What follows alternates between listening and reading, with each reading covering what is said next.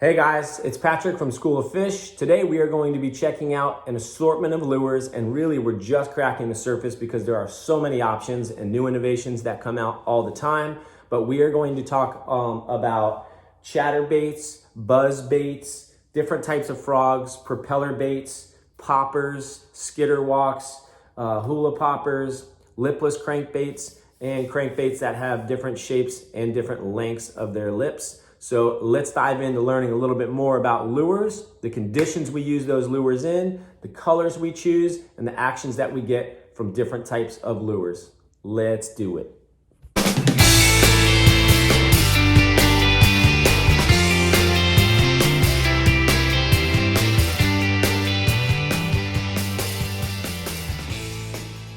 So let's start off by checking out a couple different chatterbaits. You see there are two different size chatterbaits here. Both do the same similar style action, but as with any of the baits that you see here that we're gonna cover, you wanna start looking at the water you're fishing and the size of the bait and also the water clarity. So those are a few of the different conditions you'll be checking out, but these two are chatterbaits. Generally speaking, you can throw these without a trailer, what we call a trailer, by hooking a soft plastic bait onto this hook. You change the profile of that bait, which usually adds more action and gets you more bites. So these two are called chatterbaits. We have also buzzbaits. Now chatterbaits, you can rip across structure generally pretty easy. You might get hung up in some thicker materials, but generally speaking, they're pretty good for fishing in cover, bouncing off of different grasses and rocks, and you're gonna fish those closer to the surface, but not directly on the surface. Obviously, the slower you reel it, the deeper it's gonna go. The quicker you reel it, the higher in the water that it will go. With buzz baits, those you wanna buzz and rip right across the top. Excellent for ripping across the tops of grasses, lily pads and such. Again, these also have hook shafts that allow you to get a trailer on these, and so you'll notice we have a little bit of a paddle tail trailer on this guy here, the chartreuse and white. These are excellent for top water, creating that reaction bite, getting a little bit of bubble, a little bit of a swell going behind that lure so that the fish can see that and get that reaction bite. The next assortment of lures we're going to look at are these propeller baits. So you can see this one here is the, I think this is the Cordell Crazy Shad. Yep, Cordell Crazy Shad. You've got a propeller in the front, you've got one in the back. This also creates a little bit of a wake, a little bit of a bubble, gets that reaction bite, lets the fish know, even if they're down low, that they can come up and start looking for bait. Another excellent reaction bait. This here is a baby torpedo in the bass pattern. Notice this one only has one propeller in the back, but very similar in profile, very similar in size, just a couple different patterns here. And then one of the newer baits that's come out in the last few years, this is called the Whopper Plopper. So this will serve as your torpedo in the back, and as you rip that across the water, it really creates a beautiful bubble and a trail as that lure is coming across the sections that you're covering. Lots and lots of bites on that bait. From my experience, that's one of my more confident baits. You know, anytime you're going fishing, you want to find a couple baits that can build your confidence. That for me is one of the more confident topwater baits that we're using. Next, we're going to look at a lot of people's favorites, these frogs. So frogs also come in an assortment of different shapes, sizes, and different types of action that you're going to get from these frogs. So starting with the larger frog here, you're going to see this has actual feet that will give that swimming motion, a very realistic looking frog profile. Now this is a little bit chunkier. This is what the fish is going to see from down below. And so a lot of people look at that top color and think of how beautiful it looks. Really, that's just there for aesthetics. You want to think about looking at the bottom of that frog to think about the water clarity and see what kind of strike you're looking for. Generally speaking, some darker frogs are a little bit better in more varieties of types of water. But you can see the profile on this versus the profile on this is very, very different. So if you're just looking to get that quick bite, bigger fish, generally speaking, will hit bigger baits. Not saying that they won't hit this smaller profile, but if you want to start fishing that structure and seeing what's in those locations, a lot of times we suggest throwing that smaller bait to get those bites, see what's there, and then continue throwing a little bit bigger. The next section of frogs here, these are popping frogs, and so still soft plastic, You know, still weedless. You can throw these just about anywhere as long as you're working it, you know, pretty slow and not jerking too hard. But you'll notice this has a bit of a cavity inside there, and that's going to create that popping action. So you want to jerk this more, and these you can jerk or swim. But these ones here, if you want to really get the action of what the profile of the bait is meant for, that's for some popping action. And the same thing with this frog here. You can notice the lip is a little bit concaved, and so you get some different action. You want to look at the bait and cast it and use the action for what it's meant for and what it's designed. These also just have, a lot of times I like to cut these tails a little bit shorter. These have some pretty long tails. I feel like the action gets a little bit off when these tails get a little too long. And then they're also just getting wrapped around the hook. So you'll notice like this guy I've cut a little bit. Those get streamed in really tightly. And I just, generally speaking, like that. Cut those tails off a little bit. It's a new Guggen one. Again, aesthetically, this is beautiful. I do like the darker color and the shine underneath. But for most of the aesthetics here is really just for looks. It's a beautiful looking frog. Does build that confidence a little bit because you're throwing something you like the looks of. However, the profile on this frog and the profile on these other frogs is really, really similar. So, you know, generally speaking, if they're going to attack one of them, they're going to attack the other one. These three frogs are pretty much the same, just different color patterns. Again, you want to look at that belly. The belly of the frog is really where you're going to get your color from for what the fish see. So you'll see that's three very different colors, patterns to be checking out in different water clarities and different structures that you're fishing. This one here, I call it a stick frog. This one is excellent for cover. So this, I've really never gotten this particular bait hung up. It's just like a little stick bait in the shape of a frog. The action on this is amazing. The other thing that's worth pointing out is that these hooks are very, very well hidden. And that's for the reason that you want to be able to fish these in structure. My mistake that I usually make when fishing frogs is as soon as they hit that frog, you get that reaction and you just want to lift that hook up really quick to start setting it. These fish will suck these frogs in, and you want to give them about a 1 to 2 second count. 1 Mississippi, 2 Mississippi set, and then get that hook set, because you'll miss a lot of fish if you're just, you know, if they're hitting it and you're immediately setting that hook. I miss a ton of fish that way. So as just a little bit of a pointer. So those are frogs. Sticking to top water, let's take a look at some of our other top water baits. So most of these are either walkers or poppers. So we've got old school Hula Poppers. This is the little mini Hula Pop or junior Hula Pop. I forget what they call this. This has, remember, only a single treble hook. Same thing on this one, single treble hook. Actually, no, this has two treble hooks. This has a treble hook in the back. So different profile. Bottoms also have different colors. Any topwater lure that you're using, you really want to look at that bottom. Now we're going to get into some things that you're chugging, and so the side profile of that bait is also going to be important as well as the top. But generally speaking, what the fish are going to see is that bottom. Okay, so take a look at the bottom of these baits that you're buying. Even though aesthetically speaking, you're looking at the whole lure and you're getting drawn into different baits that you're buying. But take a look at the bottom, especially when you're using topwater lures. This is a saltwater lure, but again, most saltwater lures, bait fish look like bait fish. This is more of a chugger, and so this one you can do quick pops and get good bubble action. You're not going to get a ton of splash with the angle that popper is done, comparatively speaking, to an angle of like this popper. So if you notice, the mouth on these is very, very different. The shape of that popping action inside of where you're tying that hook is very, very different. This, you're going to get a good deep pop. You're also going to get a splash.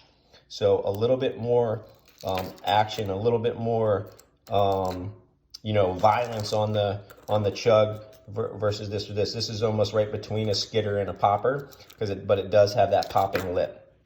Now, speaking of skidders, this is more of something that you're going to walk the dog style. So it's just going to go back and forth and back and forth. We're going to talk about in just a moment these rattles that are in here too. You hear that? Now that's got a deep, low rattle to it. And we're going to talk about the difference between this sound and a little higher pitch sound in some of our next baits. So these are more topwater baits, your Hula Poppers, your skidder walks, your chug and pops, and your general poppers. Now we're going to take a look at lipless crankbaits. A lot of these are rattle traps, And so you can see moving down, we have larger profile working into our smaller profile, and then completely different profile shapes for rattle traps. And then we have a jointed swim bait there that we'll talk about in just a moment. But you can notice, going back to this skitter walk, I want you to listen to this sound. And then I want you to listen to the sound that one of these rattle traps makes. So you can hear that pitch tone. This is low, and this is high pitch. Now that might not sound like much to you, but the fish, especially in the vibrating water, can definitely hear the difference in those pitches and the difference in the sound that that bait is going to be making. So the greatest advice that I feel like you can do is be observant of your surroundings. Look at the bait fish that they might be, eating on and feeding on, or even the schools of bait that you see, and try to match that hatch. Try to find the bait in similar sizes, profiles. The color, generally speaking, you want to match to water clarity, which we will do another lesson on. But also, depending on the type of bait that they're eating, you can also mirror some of those shad patterns, shiner patterns, crawl patterns, and things like that. But these are excellent baits because they're versatile, meaning you can just generally retrieve, cast and retrieve these. You can yo-yo them, so they're going down and up and down and up and down and up. And these are excellent baits for grasses. Not super thick grasses, but little isolated grass patches where you can rip these through grass and then get that out of the grass. Generally speaking, as soon as you rip through that grass, give it a good tug through the grasses. When it comes off of there, those fish see that and they will attack. Also excellent for bouncing off of rocks. So if you're gonna yo-yo this, that means you're gonna let it go deep, and then up. You're also getting a chance to fish many different water depths. So when you yo-yo it, you're going shallow, you're going deep. You're going shallow, you're going deep. And you're actually searching for a bite in different water depths. So that's excellent. So after we take a look at the lipless, there's no lip on here. Now you have baits with different crankbaits with lips. And so you've got rounded and you've got square bill. So we've got square bill and then we've got more rounded right here. You can also tell as I move down here, look at the size of these different lips as we get smaller. And then here's the square bills, another smaller. So look at the size of that bill, comparatively speaking to the rest of these bills. So look at that. As we get square, small, bigger, bigger, bigger. As that bill comes out farther and farther and becomes wider and wider, it is drafting more water, allowing that crankbait to go deeper and deeper into deeper depths. So, when you've got electronics or the depths of the waters that you're fishing, this allows you to choose a really good crankbait. Also, when that top of that water, that surface water is really hot, like in the summertime, and you've got to dive a little bit deeper, you want to be strategic about what type of crankbait you are using. So these deeper crankbaits, a lot of times when you need to find cooler water or just structure that's down deep, these are excellent choices. Some of these up here with these larger lips. Now these twitch baits, these jerk baits, these what is this? I forget what this one. The ripstop. A ripstop. You can notice how small the lip is on that ripstop. That's not really going to go more than a foot or two, depending on how fast you are going to rip and stop that bait. But another excellent search bait and a lot of reaction baits. Love this pattern too. I love chartreuse. So it's got a little chartreuse nose, a little chartreuse on the tail, and an excellent shine to this. This mimics a lot of the minnows and a lot of the different bait where I am here in South Florida. So I find that bait to be, super solid. I'll usually have that on, or a fluke, in any trip that I do, no matter when the season is. So those are some of your other crankbaits here. And the main thing to kind of pay attention to are those lips. With square bill crankbaits, these are excellent because you get a little bit more of a quick erratic, action. It also dives like this. And so you notice that lip protects those hooks, and that lip will bounce off of rocks and it will bounce off of structure. And that will, obviously give you less hangups, but also give it stellar action. When it bounces off and then suspends or changes direction, you're really going to get some extra bites on that type of action. So Square bill, more rounded and longer, are going to get you a little bit deeper and different action and the shapes of those lips. Another lure that we for sure need to talk about are spinner baits. So you see this particular spinner bait, again, has a hook that you can put that trailer on. It's got a skirt, it's got your weighted head, and then your spinner bait on the end here. Now you have two different shapes on spinner baits. You have the willow leaf and you have the Colorado blade. These do different things, provide different types of action, different situations that you would use those in. We'll talk about that in just a moment. But you have a Colorado blade and a willow leaf. You have different profiles on these two, different sizes, different weights. You have double willow leaf here, a gold and a silver. Here you have a willow leaf and a Colorado, both silver. There's tons of different combinations of spinner baits that you can use. You can always use different style trailers, paddle tails, flukes, creature baits, and things like that that will change the profile of your bait as well. You can work your way even smaller to almost like a beetle spin, but this is still a spinner bait with a single Colorado blade. So you have double bladed spinner baits, single bladed spinner baits, and different shapes and sizes for your spinners. We're talking about lures, and there's nothing more important than storing those lures properly. And to be honest with you, there's been a lot of changes in the game over the last bit of time, but Lure Lock has really changed the game with their technology. This little tacky surface that's here on the bottom, and when I tell you, you can wash this stuff, you can get it wet, it's gonna stay like this. For youth anglers, this is key. I mean, look, I'm in my boat fishing, and this stuff, it does not get knocked over and spill out and end up all in the boat, and it's just killer for keeping everything safe. And keeping the water and the moisture and stuff out. These are absolutely stellar tackle boxes. Check them out. So let's do a quick recap of the different types of lures. But before we do that, the most important thing you want to do before you start choosing a lure is understanding and observing your surroundings. Water clarity is going to be key. We're going to have that in our content as well. You're also going to want to look at what the fish are eating and what is available in the water that you're working. So, if you have larger baits where you're working, then make sure you're going with that, whether it's a crankbait, a spinner bait, top water, whatever the situation is. We call that matching the hatch. Seeing what's in the water, seeing what the fish are eating, and trying to mirror that is going to give you more bites. It's going to get more action. When it looks natural, when it looks like something that's in that body of water, the fish are going to be more apt to attack that bait. The other thing you always want to think about when you're selecting a bait is the colors, and that always, generally speaking, goes along with the water clarity.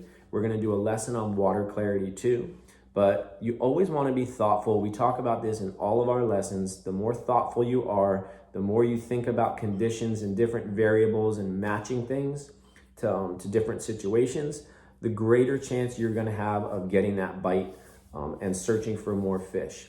So with lures, the ones we talked about today, we talked about chatterbaits, we talked about spinner baits, we talked about topwater, many different topwater baits. We talked about different types of frogs, how to fish those frogs, whether it's a popping frog, a swimming frog.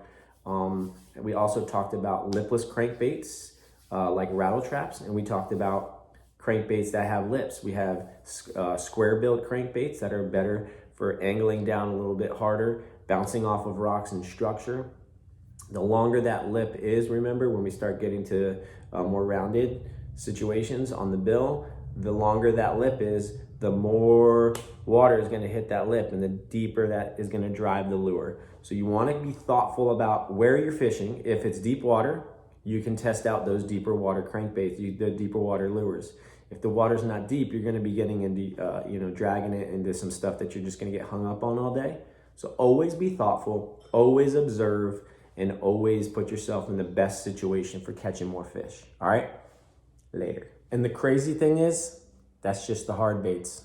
My favorites, the soft plastics. We're going to get into those next. Stay tuned.